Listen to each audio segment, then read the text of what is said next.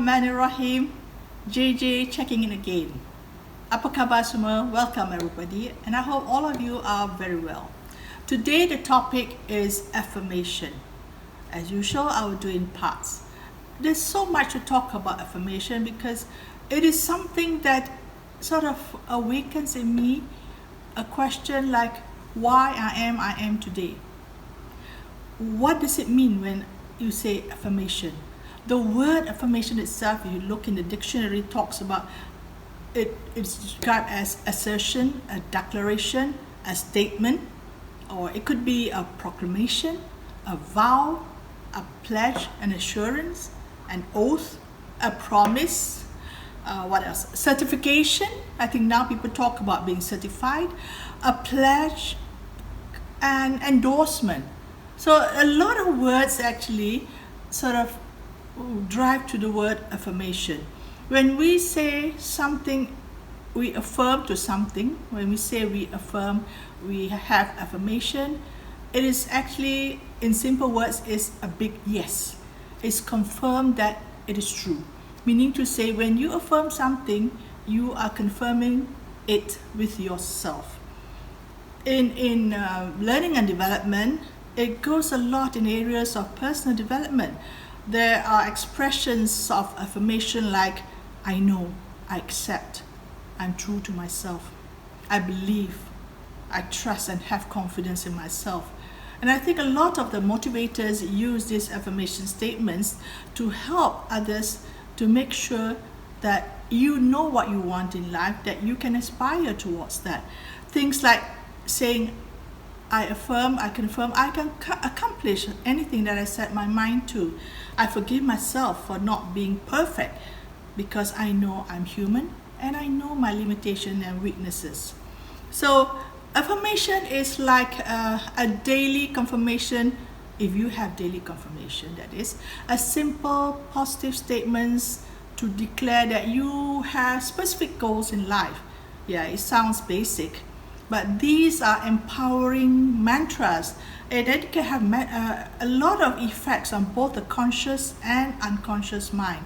When I talk about affirmation, what comes to my mind is Abraham Maslow's theory of the needs that we have, the 5 levels. I'll explain that later.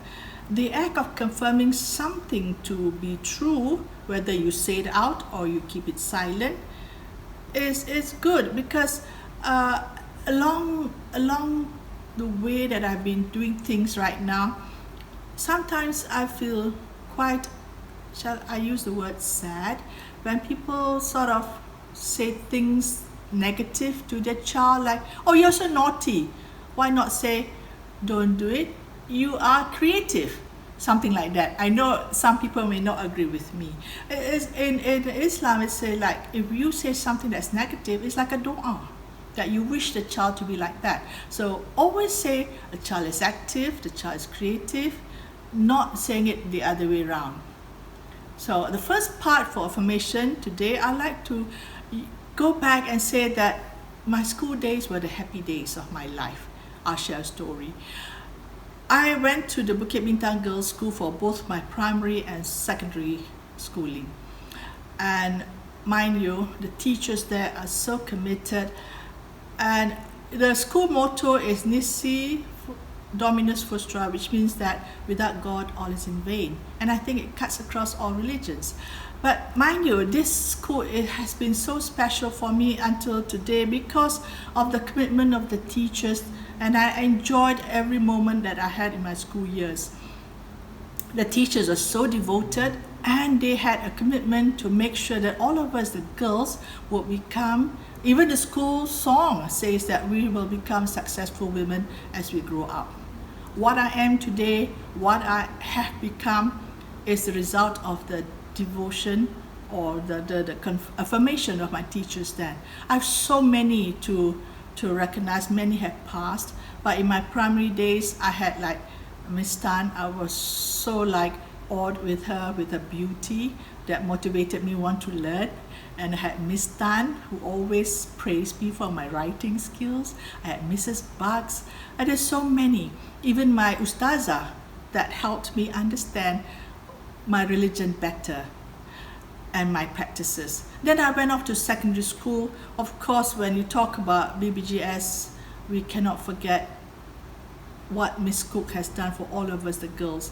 We had Miss Cook, we had Mrs. Isabel Wee, we had Kwan Ainon, we had who else? Mrs. Bowler, and we had the only male teacher in school, Cikgu Zain.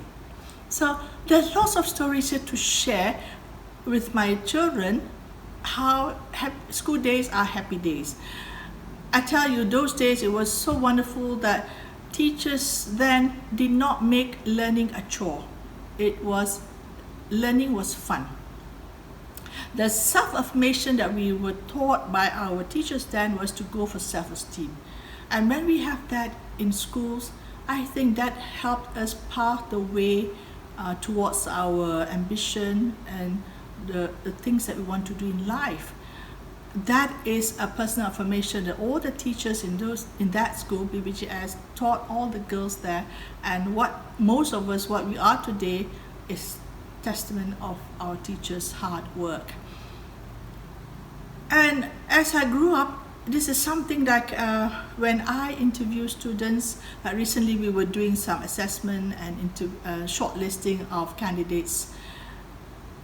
I always look at the personal statement, and in the personal statement that they have written, it's good to find out whether they have concrete affirmation statements. And this helps because, friends, it is rewarding when you grow up with people around you who sort of confirms your dreams, your wishes to be who you are, what you want to do, because all this lead to an unexpected journey in life.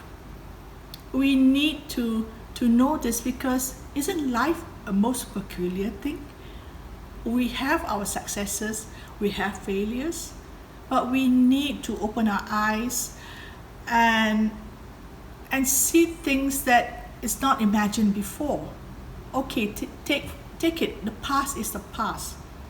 The future is the one that we wish to aspire and cherish. This is something that I always say to my students as they are choosing what they want to do after leaving school, is to help them to establish their goals at this young age. So self-affirmation is saying something to give a big yes to confirm what you want to do. See you next time. Have a good weekend. JJ checking out.